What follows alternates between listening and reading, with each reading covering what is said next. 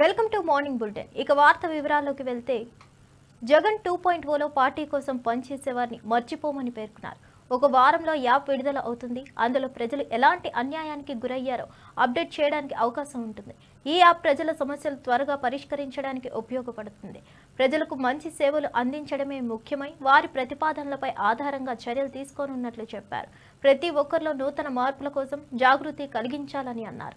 ఈ జగన్ 2లో మాత్రం ఖచ్చితంగా ఎవరైతే పార్టీ కోసం చేసినారో ఈసారి ప్రతి ఒక్కరిని కూడా మర్చిపోకూడదు, డేటాబేస్ క్రియేట్ చేయండి అని చెప్తాను. ఈ డేటాబేస్ ఆధారంగానే రేపొద్దున ప్రతి ఒక్కరికి కూడా గుర్తింపు అనేది ఉంటుందనేది ఈ సందర్భంగా ఖచ్చితంగా తెలియజేస్తాను.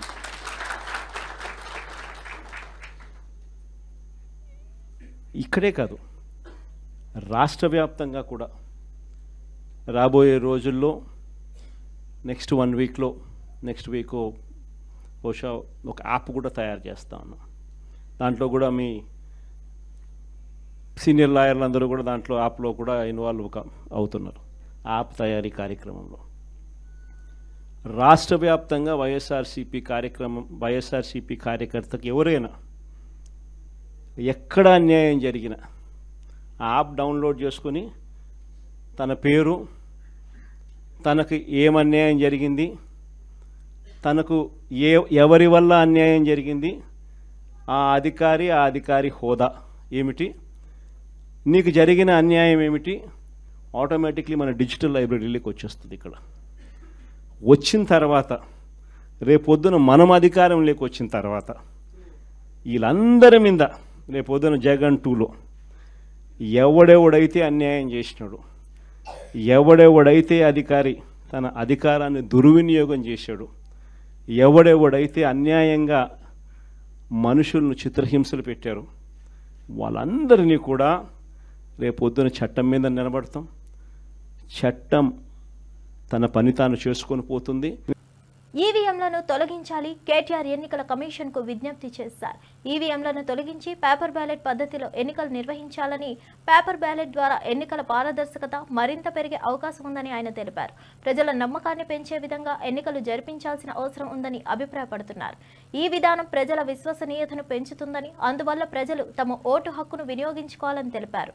వారికి ఇవాళ మేము ఒక 6-7 విషయాలు కుండబద్దలు కొట్టినట్టు మా పార్టీ అభిప్రాయాన్ని చెప్పాం. అందులో మొట్టమొదటిది, ప్రపంచవ్యాప్తంగా ఈరోజు అమెరికా లాంటి దేశాలు కానీ, యునైటెడ్ కింగ్డమ్ కానీ, జర్మనీ కానీ, ఇటలీ కానీ, ఇంకా చాలా దేశాల్లో ఇవాళ ఎలక్ట్రానిక్ ఓటింగ్ మెషిన్లు కొంతకాలం ప్రయోగాలు చేసినా దాని నుంచి వచ్చిన కొన్ని ఫలితాల విషయంలో వచ్చిన అనుమానాలు, ప్రజల్లో ఉన్న విశ్వాసలేమి, నమ్మకం లేనితనం వల్ల ఓటింగ్ మెషిన్లు వద్దనుకొని పేపర్ బ్యాలెట్ కే ఈ దేశాలన్నీ కూడా మళ్ళీ తిరిగి వెనక్కి వెళ్ళిపోయినాయి. మేము ఎన్నికల కమిషన్ ని కోరింది ఏమంటే, మనం కూడా భారతదేశంలో ప్రపంచంలోనే అతి పెద్ద ప్రజాస్వామ్య దేశం భారతదేశం, 140 కోట్ల జనాభా కలిగిన దేశం, మరి దాదాపు 100 కోట్ల ఓటర్లు కలిగిన దేశం. మరి ఇట్లాంటి దేశంలో ఏదో ఈ మెషిన్ల వల్ల ఏదో నష్టం జరుగుతున్నది, నేను వేసిన ఓటు నేను అనుకున్న వారికి పోవడం లేదు అనే అభిప్రాయం ఉంటే అది ప్రజాస్వామ్యానికే చేటు. కాబట్టి మరి ఎలక్ట్రానిక్ ఓటింగ్ మెషిన్లను పక్కన పెట్టి తిరిగి పేపర్ బ్యాలెట్ నే తీసుకోవాలని చెప్పి ఇవాళ మేము మా పార్టీ తరఫున ఎలక్షన్ కమిషన్ ని కోరాం. ఆ ప్రాసెస్ కూడా మళ్ళీ తిరిగి పేపర్ బ్యాలెట్ ప్రవేశపెట్టే ప్రాసెస్ కూడా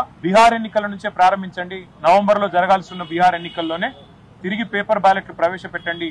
ఆ తర్వాత వచ్చే సాధారణ ఎన్నికల్లో అన్నింటిలో కూడా ఖచ్చితంగా మళ్ళీ పేపర్ బ్యాలెట్ తోనే నిర్వహించాలని చెప్పి కూడా మా పార్టీ తరఫున కుండబద్దలు కొట్టినట్టుగా మా అభిప్రాయాన్ని చెప్పాం.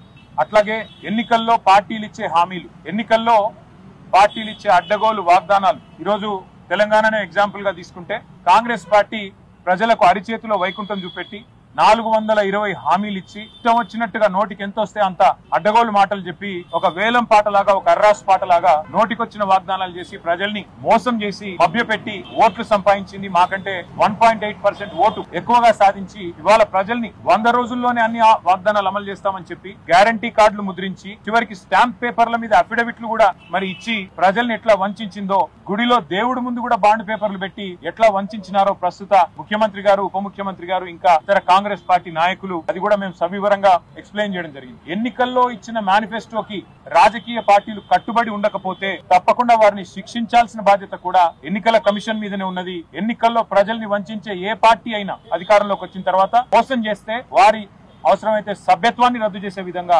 వారిని అనర్హులుగా మళ్ళీ భవిష్యత్తులో ఎలక్షన్ లో పాల్గొనడానికి అనర్హులుగా ఆలోచన చేయాలని చెప్పి కూడా ఎలక్షన్ కమిషన్ కి మేము విజ్ఞప్తి చేయడం జరిగింది. అట్లాగే ఈ రోజు బీహార్ లో ఏదైతే ఇంటెన్సివ్ గ్యాస్ రాయితీ డిజిటల్ వ్యాలెట్ మంత్రి వర్యుడు నాదెండ్ల మనోహర్ గ్యాస్ రాయితీ డిజిటల్ వ్యాలెట్ కూపన్లు దీపం లబ్ధిదారులకు 2 జిల్లాల్లో విజయవంతంగా అందించడం ప్రారంభించారు. ఈ పథకాన్ని రాష్ట్ర వ్యాప్తంగా అమలు చేయాలని ఆయన ఆశాభావం వ్యక్తం చేశారు. అలాగే ఈ పథకం రేషన్ సరఫరా వ్యవస్థలో కూడా అమలు చేయడం ద్వారా ప్రజలకు మరింత సౌకర్యం అందించడానికి ప్రయత్నిస్తామని తెలిపారు. గిరిజనుల ఉత్పత్తులను రేషన్ దుకాణాల్లో విక్రయించడం ద్వారా వారి ఆదాయాన్ని పెంచాలని పేర్కొన్నారు. వాళ్ళు ముందుగానే డబ్బులు చెల్లించాల్సిన అవసరం ఉండదు. ఈ ప్రాజెక్ట్ సక్సెస్ఫుల్ అయితే మేము దాన్ని స్కేలప్ చేసి రాష్ట్ర వ్యాప్తంగా దాదాపు 1 కోటి మందికి ఇస్తున్నాం. ఈ రోజున దీపం పథకం కింద సిలిండర్స్ ఈ 1 కోటి మందికి కూడా మేము ఈ విధంగా డైరెక్ట్ క్యాష్ ట్రాన్స్ఫర్ చేసేటట్టు సిద్ధమవుతున్నాం. అది సక్సెస్ అయిన తర్వాత ఒకవేళ మేము ఇంకా ఈ రైస్ స్మగ్లింగ్ డైవర్షన్ కంటైన్ చేయలేకపోతే ఇప్పుడు కొత్తగా మేము ఆ వ్యవస్థని MDO వ్యవస్థని మానేసి ఫేర్ ప్రైస్ షాపులు తీసుకొచ్చి మరింత పటిష్టంగా చేయబోతున్నాం. కాబట్టి ఆ పొరపాట్లు ఇంకా కొనసాగితే రాబోయే రోజుల్లో మరి ప్రభుత్వం ఆలోచన, మా కూటమి ప్రభుత్వం ఆలోచన తప్పకుండా గతంలో పవన్ కళ్యాణ్ గారు కూడా దీని గురించి మాటిచ్చారు. వీలైనంత వరకు మేము దాన్ని క్యాష్ ట్రాన్సాక్షన్గా జరిగేటట్టు ఏ విధంగా ముందుకు తీసుకెళ్లాలో దానిపైన కూడా మేము ఆలోచిస్తున్నాం. అంటే ఎప్పుడైతే మేము సవరణల కోసం కొత్త అప్లికేషన్స్ కోసం మేము అవకాశం కల్పించామో దాదాపు 15 లక్షలు వచ్చినాయండి మనకి. అందులో 13,49,000 మేము క్లియర్ చేశాం. సో అందులో ఎక్కడ పొరపాటు జరగలేదు. ఇష్యూ అంతా ఏంటంటే ఈ హౌస్ మ్యాపింగ్ ద్వారా కొన్ని సమస్యలు వచ్చినాయి. అది ఆ డేటాబేస్ మా దగ్గర ఉండదండి, GSWS దగ్గర ఉంటుంది ఆ డేటాబేస్. దాని గురించి ప్రభుత్వం నిర్ణయం తీసుకోవాలి. కానీ స్ప్లిట్టింగ్ విషయంలో కానివ్వండి, కొత్త సభ్యుల అడిషన్లో కానివ్వండి, డిలీషన్లో కానివ్వండి, ఇవన్నీ కూడా అడ్రస్ మార్పుల్లో కానివ్వండి, జెండర్ విషయంలో కానివ్వండి ఫస్ట్ టైం మేము ప్రవేశపెట్టాం. ఇవన్నీ కూడా చాలా అద్భుతంగా జరిగినాయి, ఎక్కడ పొరపాటు జరగలేదు.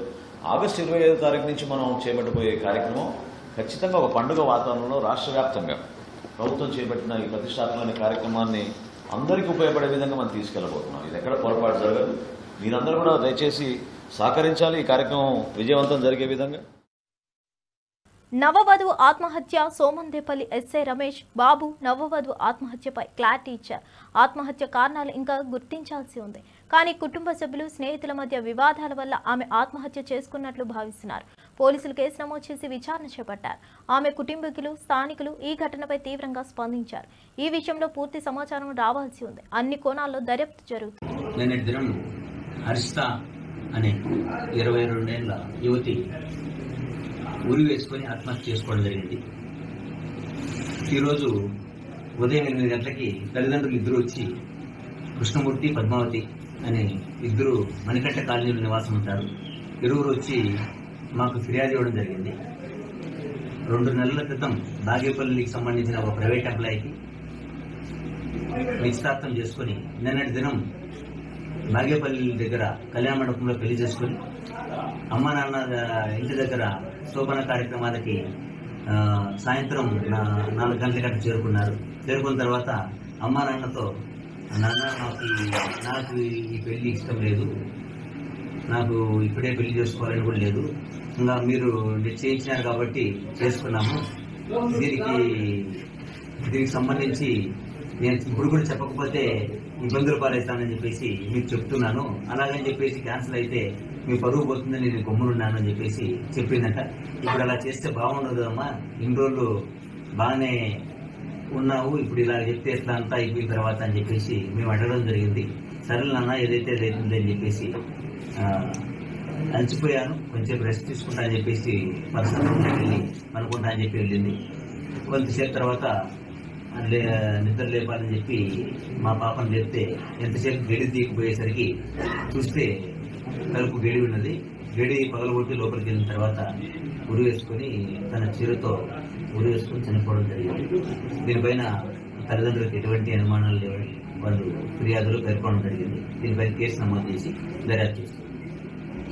కోమటిరెడ్డి రాజగోపాల్ రెడ్డి ఎల్బీ నగర్ నుండి పోటీ చేయలేకపోయినా ప్రజల కోసం మంత్రి పదవిని వదిలేశారని చెప్పారు. ఆయన రాజకీయాల్లో పదవులు సంపాదించాలనే లక్ష్యంతో రామ్ ప్రసాద్ రెడ్డితో కూడా వ్యతిరేకత వ్యక్తం చేశారు. రాజగోపాల్ రెడ్డి తన కృషిని ప్రజల అభివృద్ధికి మాత్రమే సారించారని అన్నారు. రాజకీయాల్లో పోటీ చేసే సమయంలో ప్రజల సమస్యలను పరిష్కరించే ముందు పదవుల కోసం పోరాడడం ఆయనకు సరైన మార్గం కాదని పేర్కొన్నారు. ఒక చదువుకున్న ఎమ్మెల్యే ఎమ్మెల్సీ గారు సిద్ధాంతాలు కట్టుబడి ఉండే కమ్యూనిస్ట్ నాయకుడు.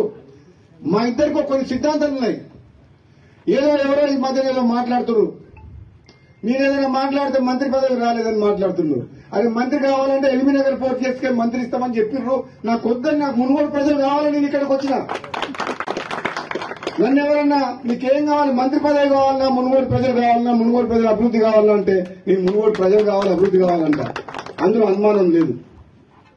పదవుల వెనకాల పాపులాడాల్సిన అవసరం నాకు లేదు. నాలాంటి మనిషికి అదృష్టం ఉంటే, నాలాంటి పదవి వస్తే, ఇంతకంటే పెద్ద పదవి వస్తే అది ప్రజలకే ఉపయోగపడుతుంది, ప్రజలకు లాభం అవుతుంది. కానీ నేను అందరిలాగా పదవులకు పోయి పైరవులు చేసి దోచుకునేటువంటి అయితే కాదు. ఎవరికి కావాలి పెద్ద పెద్ద పదవులు అడ్డం పెట్టుకొని రాజకీయాల్లోకి వచ్చి, రాజకీయాలు అడ్డం పెట్టుకొని పదవులకు వచ్చి వేల కోట్లు దోచుకునేటువంటి వారికి పదవులు కావాలి. రాజగోపాల్ రెడ్డికి ప్రజలు కావాలి, రాజగోపాల్ రెడ్డికి ప్రజల అభివృద్ధి కావాలి, సంక్షేమం కావాలి. నేను మళ్ళీ చెప్తున్నా, ఈరోజు నేను రావాలనుకుంటే మంత్రి అయ్యేవాడిని. కానీ నా స్వార్థం కోసం అని చెప్పేసి, నేను పదవి కోసం అని చెప్పి నేను పోలే. నేను మళ్ళీ ప్రజల కోసమే, మళ్ళా పార్టీ మారి కాంగ్రెస్ లోకి వచ్చి, మీరు ఇస్తానని హామీ ఇచ్చిండ్రు, ఇస్తారా ఇవ్వరా అది మీ ఇష్టం.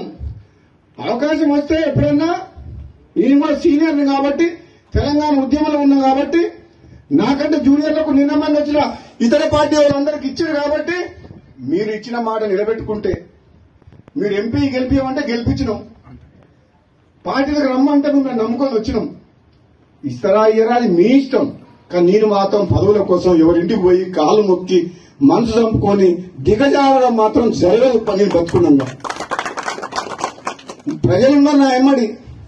నాకు కావాల్సింది ప్రజలు, వాళ్ళ బాగోగులు, ఈ నియోజకవర్గ అభివృద్ధి. ఒకవేళ ఏదన్నా నాకేదన్నా మంచి జరిగితే వాళ్ళకి మంచి జరుగుతుంది, లేదంటే వాళ్ళ మధ్యనే ఉంటా, వాళ్ళ కోసం పనిచేస్తా, వాళ్ళ కష్టసుఖాల్లో పాల్పంచుకుంటా, వాళ్ళ కోసం ఎంత దూరమైనా పోతా, ఎంత పోరాటమైనా చేస్తా, అవసరమైతే మళ్ళా త్యాగం చేసి పోయినసారి ప్రభుత్వం. ప్రియాంక గాంధీ రాహుల్ గాంధీపై సుప్రీంకోర్టు వ్యాఖ్యలపై స్పందించారు. ఆమె అన్నారు, ప్రభుత్వాన్ని ప్రశ్నించడం ప్రతిపక్ష నాయకుడి విధి. సుప్రీంకోర్టు న్యాయమూర్తులు దేశ ప్రతిపక్ష నేతలకు తగిన గౌరవం ఇవ్వాలని సూచించారు. రాహుల్ గాంధీకి తగిన గౌరవం ఇవ్వాలన్న విషయాన్ని ప్రియాంక గుర్తు చేశారు. ఆమె కూడా భవిష్యత్తులో ప్రజాస్వామ్యాలకు హానికరమైన నిర్ణయాలు తీసుకుంటే దేశంలో భవిష్యత్తులో మరింత అవ్యాఖ్యలు వస్తాయన్నట్లు పేర్కొన్నారు. सच्चा भारतीय है, कौन सच्चा भारतीय नहीं है, ये तो मुझे लगता है कि मतलब न्यायपालिका के प्रति पूरे आदर के साथ कह रही हूँ कि ये तो उनके दायरे में नहीं होता डिसीजन, ये कोई जस्टिस तो नहीं तय करेंगे। दूसरा, राहुल जी ने हमेशा आर्मी का, सेना का आदर किया है। उनके दिल में उन सेना के प्रति, सैनिकों के प्रति, उनके अफसरों के प्रति पूरी तरह से आदर है। और हर भाषण में जब भी बोलते हैं, जब भी उनका हम कुछ भी भाषण या कोई भी टिप्पणी सुनते हैं, उसमें वो आदर बहुत स्पष्ट दिखता है। जो लीडर ऑफ ऑपोजिशन होते हैं, जो नेता प्रतिपक्ष हैं, उनका जो कर्तव्य है वो ये है कि सरकार से सवाल पूछना, ठीक है, ये उनका कर्तव्य है। तो वो अपना कर्तव्य निभाते हैं। जब सरकार से सवाल पूछते हैं, उनको पसंद नहीं है, वो जवाब नहीं देना चाहते, इसलिए ये सब चीजें वो कराते हैं। सही, बहुत स्पष्ट बात है। अभी सदन नहीं चल रहा है, कितने दिनों से नहीं चल रहा है, और मैं सोच रही थी कि कितना मुश्किल है। सबसे बात करें, कह दें, हम चर्चा कर लेंगे। कितना मुश्किल है सदन को चलाना। क्या इतने दुर्बल हो गए कि इनसे सदन ही नहीं चल रहा है अब, कि रोज हमको ये करना पड़ रहा है क्योंकि एक बात पे चर्चा नहीं करना चाहते। क्यों नहीं कर सकते चर्चा? एसआईआर पूरे देश भर में करा रहे हैं, पूरे देश भर का मुद्दा है, बात करिए। आपने सिंदूर पे चर्चा की, तो इसमें भी चर्चा करिए, देश को सुनने दीजिए। हमारा पक्ष भी है, उनका पक्ष भी है, तो इसमें घबराहट क्या है? तो ये तो इनकी दुर्बलता है कि सदन ही नहीं चला पा रहे। గుంటూరులో ప్రపంచ తల్లిపాల వారోత్సవాలను ప్రారంభించారు. తల్లిపాలు పిల్లలకు ఆరోగ్యకరమైన రోగ నిరోధక శక్తిని అందిస్తాయని ఆమె అన్నారు. ప్రపంచ తల్లిపాల వారోత్సవాలు ఈ సంవత్సరం ఆగస్టు 1 నుండి 7 వరకు నిర్వహిస్తామని తెలిపారు. ఈ కార్యక్రమం ద్వారా తల్లిపాలు పిల్లల ఆరోగ్యానికి ఎంత ముఖ్యమో ప్రజలందరికీ అవగాహన కలిగించడమే లక్ష్యంగా ఉంది. తల్లిపాలు పిల్లల శారీరక అభివృద్ధికి ఎంతో కీలకమైనవి అని ఆమె స్పష్టం చేశారు. ప్రభుత్వం వచ్చిన తర్వాత అంగన్వాడీ సెంటర్స్లో త్రాగడానికి నీళ్ళు లేకుండా ఉన్న దగ్గర నీళ్ళు ఇచ్చాం. అలాగే అక్కడ టాయిలెట్స్ ఎక్కడ లేకపోతే అక్కడ కట్టాం. అలాగే పిల్లలకి ఆట వస్తువులు, బెంచెస్, టేబుల్లు, చైర్స్ అన్నీ ఏర్పాటు చేసాం. ఒక్కొక్క సెంటర్కి ₹1,00,000 ఇచ్చాము అని అంటే మీరు అర్థం చేసుకోవచ్చు కూటమి ప్రభుత్వంలో చంద్రబాబు నాయుడు గారి ఆధ్వర్యంలో ఎలా చేస్తున్నామని. కాబట్టి ఈరోజు తల్లిపాలు వారోత్సవాలు కూడా అప్పుడే అంటే కొత్తగా తల్లులైన వాళ్ళకి ఇట్లాంటి విషయాలన్నీ తెలియదు కాబట్టి ప్రతి సంవత్సరం ఇది చేస్తూ వాళ్ళకి చెప్పడమే ప్రధాన లక్ష్యం. తల్లులందరూ ఆరోగ్యంగా ఉంటేనే సమాజం ఆరోగ్యంగా ఉంటుంది, రాష్ట్రం ఆరోగ్యంగా ఉంటుందని మా అందరి తాలూకా లక్ష్యం. అక్కడ అంగన్వాడీ టీచర్లకు ఏవి కష్టం ఉందో మేము చూసుకొని ముందుగానే చేస్తున్నాం. గత 5 సంవత్సరాల్లో జరిగినటువంటి విధ్వంస పాలన నుంచి తేరుకుంటున్నాం. మనం ఐసీయూ నుంచి ఇంకా జనరల్ వార్డుకు వస్తున్నాం. కోమటిరెడ్డి వెంకటరెడ్డి తన సోదరుడైన రాజగోపాల్ రెడ్డి పదవిపై వ్యాఖ్యలు చేశారు. ఆయన చెప్పారు, కాంగ్రెస్ అధిష్టానం రాజగోపాల్ రెడ్డికి హామీ ఇచ్చిందని తాను తెలియదని అన్నారు. ఆయన శరవేగంగా మారుతున్న రాజకీయ పరిణామాలపై తేల్చి చెప్పారు. ప్రజల కోసం సేవ చేయడం ముఖ్యమై అన్యాయానికి వ్యతిరేకంగా నిలబడడమే తమ ధ్యేయమని చెప్పారు. కాంగ్రెస్ నుండి ఇచ్చిన హామీలతో రాజకీయ పరిణామాలు మారవని వివరించారు. అంటే నేను మంత్రి పదవి ఇచ్చే స్టేజ్లో ఉన్నాను. నేను మద్దతు కాదు, ఇది జాతీయ పార్టీలో కొన్ని సిస్టమ్ దాని ప్రకారం పార్టీ అగ్రనాయకత్వం నిర్ణయం తీసుకుంటుంది. సీఎం గారిని అభిప్రాయాలు తీసుకుంటారు. ముఖ్యమంత్రిగా సీఎం గారు మంత్రివర్గాన్ని నియమించే అవకాశం కేంద్ర జాతీయ పార్టీ కాబట్టి ఇక్కడ వాళ్ళ పర్మిషన్తో ఆయన చేయడం జరుగుతుంది. అందులో మా ప్రమేయం కానీ ఎవరి ప్రమేయం కానీ ఉన్నదల్లా. అది ఆ విషయం నాకు తెలియదు. అప్పుడు మాట ఇచ్చిన సంగతి మా ముందులో మాట ఇయ్యారు కదా. నేను ఇప్పుడు వాళ్ళు మాట ఇచ్చి ఇస్తే సంతోషమే, ఇస్తే సంతోషపడతాం. కానీ కేంద్రం అల్టిమేట్గా హైకమాండ్ సీఎం గారు కూర్చొని నిర్ణయించే అంశాన్ని నన్ను అడగడం కూడా మీరు తప్పు. నా చేతులు లేని విషయాన్ని అడిగితే నేనేం చెప్పలేను. చంద్రబాబు నాయుడు గారి నాయకత్వంలో కూటమి ప్రభుత్వం అక్రమ కేసులు పెట్టి వైఎస్ఆర్సీపీ నాయకులు, కార్యకర్తలను 14 నెలలుగా వేధిస్తుంది. హైకోర్టు బెయిల్పై విడుదలైన తురాక కిషోర్ గారిని మరో కేసులో అరెస్ట్ చేయడాన్ని తీవ్రంగా ఖండించింది. ఈ చర్యపై హైకోర్టు మరోసారి తీవ్ర వ్యాఖ్యలు చేసింది. దీన్ని రాజకీయ చర్యగా అభిప్రాయపడుతూ పోలీసుల తీరుపై మండిపడింది. ఆంధ్రప్రదేశ్ రాష్ట్ర గౌరవ హైకోర్టు వారు నిన్న చేసినటువంటి ఘాటైనటువంటి వ్యాఖ్యలు. 14 నెలలుగా ఆంధ్రప్రదేశ్ రాష్ట్రంలో ఈ కూటమి ప్రభుత్వంలో జరుగుతున్నటువంటి దమనకాండ, అరాచకం, దీని మీద గౌరవ హైకోర్టు వారు అనేక సార్లు మందలించారు. ఇక్కడ ఉన్నటువంటి పోలీసుల్ని, అదేవిధంగా మెజిస్ట్రేట్లను కూడా. మెజిస్ట్రేట్లు మీరు యాంత్రికంగా వ్యవహరిస్తున్నారు, ఇది సరైన పద్ధతి కాదు అని చెప్పి మెజిస్ట్రేట్ల మీద అంతకుముందు మాట్లాడినా కొంతమంది మెజిస్ట్రేట్లు ఇంకా అలానే వ్యవహరిస్తూ ఉన్నారు. పోలీసులు వాళ్ళు చేస్తున్నటువంటి ఏదైతే పెడుతున్నటువంటి తప్పుడు కేసుల మీద నిన్న గౌరవ హైకోర్టు వారు ఏం చేస్తాం, అది మా తప్పే అని నిన్న మాట్లాడటం. బహుశా గౌరవ హైకోర్టు వారు తప్పు మాదే అని చెప్పి ఇంతగా బాధపడుతూ మాట్లాడినటువంటి సందర్భాలు ఎప్పుడూ ఉండవు. అంటే ఈ రాష్ట్రంలో ఎలాంటి పరిస్థితులు ఉన్నాయో నిన్న గౌరవ హైకోర్టు వ్యాఖ్యానించినటువంటి వ్యాఖ్యలే దానికి నిదర్శనం. 14 నెలలుగా మీరు చూస్తూ ఉన్నారు. తప్పుడు కేసులు పెట్టి వైఎస్ఆర్ కాంగ్రెస్ పార్టీ నాయకుల్ని, కార్యకర్తల్ని ఎలా ఈ కూటమి ప్రభుత్వం వేధిస్తూ ఉందో దానిలో భాగంగానే మాచర్ల మున్సిపల్ మాచర్ల మున్సిపల్ చైర్మన్గా పనిచేసినటువంటి తురగా కిషోర్, వైఎస్ఆర్ కాంగ్రెస్ పార్టీ నాయకుడిని అక్రమ కేసులు పెట్టి ఎలా వేధించారో, కేసుల మీద కేసులు పెట్టి 8 నెలలుగా జైల్లో ఎలా మగ్గేటట్టుగా చేశారో, మళ్ళీ మొన్న బెయిల్ మీద బయటకు వస్తే అన్ని కేసుల్లో బెయిల్ వచ్చేసి బయటకు వస్తే మళ్ళీ జైలు నుంచి బయటకు రాగానే మళ్ళీ అమ్మన్నే అక్కడే అరెస్ట్ చేసి మళ్ళీ అమ్మన్నే పోలీసులు తీసుకెళ్లినటువంటిది. దానికి మేజిస్ట్రేట్ గారు రిమాండ్ వేయటం, దాని మీద తురగా కిషోర్ గారి భార్య ఏదైతే కోర్టుకు వెళ్తాం దాని మీద తురగా సురేఖ గారు వేసినటువంటి పిటిషన్కి సంబంధించి గుంటూరు జిల్లా జైలు నుంచి విడుదలైన తన భర్త తురగా కిషోర్ ను పల్నాడు జిల్లా రెంటచింతల పోలీసులు అక్రమంగా నిర్బంధించారని తన భర్తను కోర్టు ముందు హాజరుపరిచేలా పోలీసులను ఆదేశించాలని కోరుతూ తురగా సురేఖ బుధవారం హైకోర్టులో అత్యవసరంగా లంచ్ మోషన్ రూపంలో హెబియస్ కార్పస్ దాఖలు చేశారు. దీనిపై ఇటీవల విచారణ జరిపిన జస్టిస్ రఘునందనరావు ధర్మాసనం అసలు తురగా కిషోర్ పై ఎన్ని కేసులు నమోదయ్యాయి, వాటిని ఎప్పుడు నమోదు చేశారు, ఎప్పుడు ఏ ఘటనలో అరెస్ట్ చేశారు తదితర వివరాలు తమ ముందుంచాలని చెప్పి పల్నాడు జిల్లా ఎస్పీని ఆదేశించిన నేపథ్యంలో నిన్న హైకోర్టు వారు వ్యాఖ్యానించింది. మెజిస్ట్రేట్లు ఇలా యాంత్రికంగా రిమాండ్ విధిస్తున్నారు, అది మా తప్పే, మేము వాళ్ళకి శిక్షణ ఇవ్వాలి. అలానే పోలీసులు మీరు ఎలా కేసులు పెడతారు, మీకు ఎన్నిసార్లు చెప్పాలి, 3 ఏళ్ల క్రితం ఎవడో ఫిర్యాదు చేస్తే ఇప్పుడు కేసులు పెడతారా, కోర్టులో తమ ఎదుటే పేపర్లను తీసుకోవడానికి ఏజీపీ నిరాకరించడంతో హైకోర్టు నిన్న మండిపడి మెజిస్ట్రేట్ల తీరు మీద తీవ్ర అసంతృప్తి వ్యక్తం చేసింది గౌరవ హైకోర్టు. నిజంగా దారుణమైన పరిస్థితులు ఆంధ్రప్రదేశ్ రాష్ట్రంలో ఉన్నాయి, అత్యంత దారుణమైనటువంటి పరిస్థితులు. ఎందుకంటే సోషల్ మీడియాలో ఒక పోస్ట్ ఫార్వర్డ్ చేశాడని కేసు పెడతారు. కాకాని గోవర్ధన్ రెడ్డి గారి మీద వాట్సాప్లో ఆయన వీడియో ఫార్వర్డ్ చేశాడని కేసు. ఆయన మాట్లాడిన వీడియో ఆల్రెడీ ఆయన ప్రెస్ మీట్లో మాట్లాడాడు పార్టీ ఆఫీస్లో, దాన్ని సాక్షిలో వస్తే దాన్ని ఫార్వర్డ్ చేశాడని కేసు. ఇలాంటి వింత విచిత్రమైనటువంటి కేసులు అరెస్ట్ చేస్తున్నారు. మళ్ళీ ఇంకో కేసు బెయిల్ వచ్చేలోపు ఇంకో కేసు. వల్లభనేని వంశీ గారి దగ్గర నుంచి పోసా. కూటమి ప్రభుత్వంలో రిజిస్ట్రేషన్ శాఖలో విప్లవాత్మక మార్పులు తెచ్చినట్లు మంత్రి అనగాని సత్యప్రసాద్ తెలిపారు. గుంటూరులోని కొరిటపాడు సబ్ రిజిస్టర్ కార్యాలయాన్ని సందర్శించి 15 నిమిషాల్లోనే రిజిస్ట్రేషన్స్ పూర్తి చేసి వినియోగదారులకు డాక్యుమెంట్లు అందించినట్లు తెలిపారు.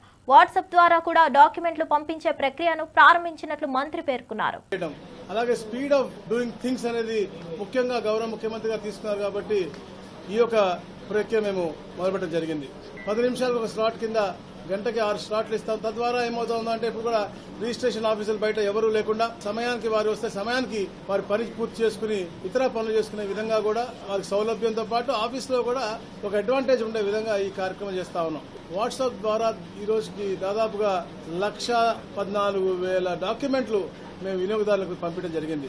అలాగే 8,055 మ్యారేజ్ సర్టిఫికేట్లు. అంటే వారు దానికోసం తిరగకుండా వాట్సాప్ ద్వారా వారి ఇంటికే పంపించే విధానం, వాళ్ళు డౌన్లోడ్ చేసుకుని వాటిని వాడుకునే విధానం, ఇది ఒక మంచి ప్రక్రియ. ఏదైతే డెవలప్మెంట్ జీపీఏ ఉందో అది రద్దు చేయడం కూడా ఈ ప్రభుత్వం చేసినటువంటి అద్భుతమైనటువంటి కార్యక్రమం. తద్వారా ఒక ఉత్సాహమైనటువంటి వాతావరణం అటు డెవలపర్కి ఇటు ఓనర్కి కూడా కలుగుతా ఉంది.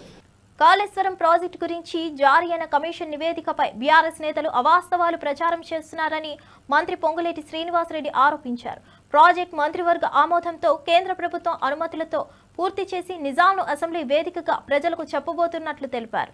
వైసీపీ నేతలు అభివృద్ధి చూసి విమర్శలు చేస్తున్నారని మండిపడిన ఆయన ప్రభుత్వానికి రాజకీయ మిత్రులు చెప్పిందే చెప్పి పాడిందే పాడి అబద్ధాన్ని నిజంగా, నిజాన్ని అబద్ధంగా చిత్రీకరించాలని తాపత్రయపడుతూ ఏ రిపోర్ట్ అయితే వచ్చిందో ఆ రిపోర్టు వచ్చిన దగ్గర నుంచి భయభ్రాంతులకి గురవుతూ ఏదో ముందుకు ముందే ఊహించుకుంటూ వారు అవాక్కులు చవాక్కులు ఏవైతే పేరుతున్నారో, ఏవైతే మేము కేంద్ర ప్రభుత్వం నుంచి 11 పర్మిషన్లు ఉన్నాయి ఈ కాళేశ్వరం కట్టడానికి, కేబినెట్ అప్రూవల్ ఉంది, కేబినెట్ అప్రూవల్ ఉన్నది అనేది కూడా ఎంత పచ్చి భూతో ఆ 11 అప్రూవల్స్ అంతే ఉంది.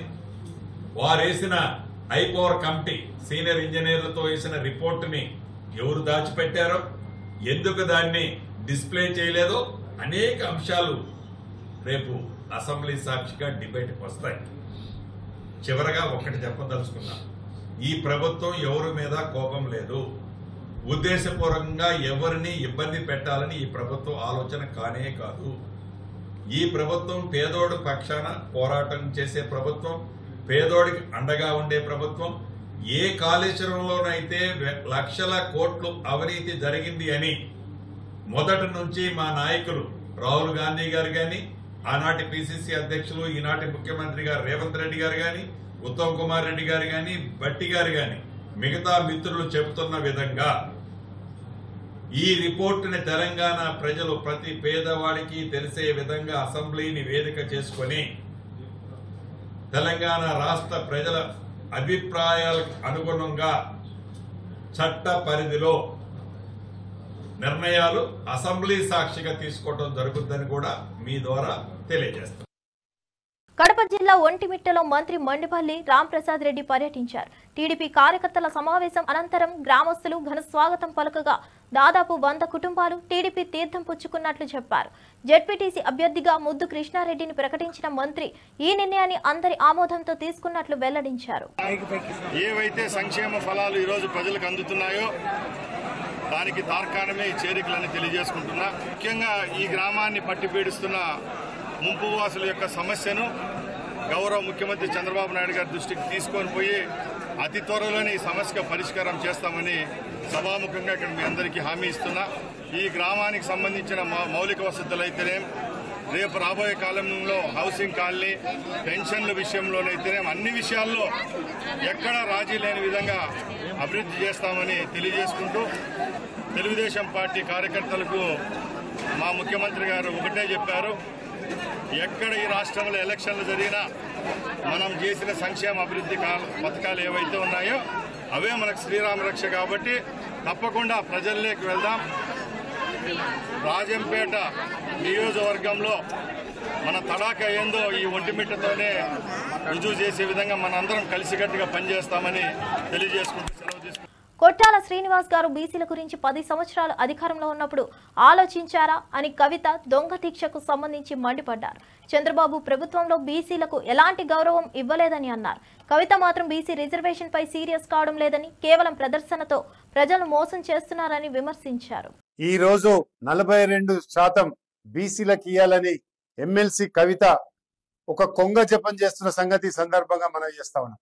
గత 10 సంవత్సరాలుగా ఆమె పార్లమెంట్ సభ్యురాలుగా ఉన్నప్పుడు గాని, లేకుంటే శాసన మండలి సభ్యురాలుగా ఉన్నప్పుడు గాని, కేసీఆర్ తన తండ్రి ముఖ్యమంత్రిగా ఉన్నప్పుడు గాని, ఏనాడు గాని బీసీల పట్ల గాని, బీసీల కులాల పట్ల గాని, ఎప్పుడైనా గాని వాళ్ళ తరఫున గాని, వాళ్లకు మద్దతుగా గాని, వాళ్ళ డిమాండ్ల గురించి గాని ఏనాడన్నా ప్రశ్నించిందా? ఒకవేళ ప్రశ్నిస్తే ఆ వీడియో గాని ఆడియో గాని చూపిస్తే నేను కోటి చౌరస్తాకు వచ్చి నేను ముక్కు రాసుకుంటా. అదే విధంగా ఈ రోజు స్వార్థ రాజకీయాలతోటి, ఇంట్లో కొట్లాటలు తోటి ఈరోజు బయటకు వచ్చి లిక్కర్ గా ఏదో భారతదేశంలో సీతా, సావిత్రి, అనసూయ, అరుంధతి పుట్టిన ఈ దేశంలో ఒక కవిత గారు లిక్కర్ స్కామ్ ఇడికిన తర్వాత బెయిల్పై వచ్చిన తర్వాత భుజాన వేసుకున్నది బీసీల గురించి మాట్లాడుతుంది. కానీ ఎన్నడూ మరి గత సంవత్సరంలో కానీ, గత ప్రభుత్వంలో ఉన్నప్పుడు కానీ ఏనాడు కూడా బీసీల గురించి మాట్లాడలేదు. చట్టసభలలో బీసీలకు 50% రిజర్వేషన్ ఉండాలని ఎన్నోసార్లు బీసీ సంఘాలు డిమాండ్ చేసినప్పుడు కూడా పార్లమెంటు సభ్యురాలై ఉండి ఏనాడు కూడా బీసీల గురించి మాట్లాడలేని కవిత ఈ రోజు స్వార్థపూర రాజకీయాలకు, విష రాజకీయాలకు తెరదీసి ఈ రోజు నువ్వు ఏ పార్టీలో ఉన్నావమ్మా అని సందర్భంగా నేను అడగదలుచుకున్నా. ఇవాళ నువ్వు బీఆర్ఎస్ అంటున్నావు, కేసీఆర్ గారు మీ నాయకుడు అంటున్నావు. మీ నాయకుడి కుటుంబం నుంచి మీ అన్న గాని, మీ బావ గాని, మీ యొక్క ఎమ్మెల్యేలు గాని, మీ యొక్క ఎంపీలు గాని, మీ యొక్క సీనియర్ నాయకులని ఎవరైనా మీ ధర్నాకు వచ్చిరా? అసలు నువ్వు ఏ పార్టీలో ఉన్నావు? ఇది తేలవలసిన అవసరం ఉంది. ఈ కపట నాటకం కానీ ఇలా రాష్ట్ర బీసీల అందరూ కూడా తలదించుకునే విధంగా మీరు చేస్తున్న కుటిల రాజకీయంగా వర్ణించక తప్పదు. అదే విధంగా కేంద్ర మంత్రి మరి కిషన్ రెడ్డి గారు కూడా బీసీల మీద విషం చల్లుతున్న సంగతి సందర్భంగా మనం చేస్తాం.